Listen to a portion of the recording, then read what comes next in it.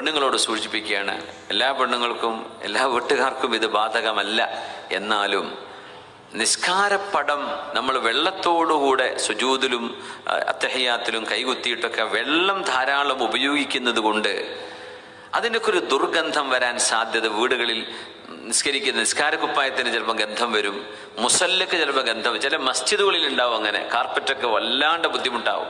സുജൂദിൽ നിന്നൊക്കെ ഇമാമിങ്ങളെങ്ങാനും സുജൂദ് നീട്ടി ചെയ്ത് കഴിഞ്ഞാൽ പ്രയാസമായി പോകും, ശ്വാസം മുട്ടിപ്പോവും, തല പൊക്കാനും വയ്യ, ശ്വാസം വിടാനും വയ്യ, ദുർഗന്ധമുണ്ടായിട്ട്. അങ്ങനെ ഒരിക്കലും ഉണ്ടാവരുത്. നിസ്കാരപ്പായകളൊക്കെ കഴുകണം, നിസ്കാരക്കുപ്പായങ്ങളൊക്കെ ഇടയ്ക്കിടയ്ക്ക് വാഷ് ചെയ്യണം. അതിലൊരിക്കലും ഒരു ദുർഗന്ധം വരുന്ന നനവിൻ്റെ ഗന്ധം, നനഞ്ഞിട്ടൊരു ഗന്ധം വരുമല്ലോ, അതുപോലും വരരുത്. കാരണം അള്ളാഹുവിൻ്റെ മുനാജാത്തിൻ്റെ ഇടമാണത്.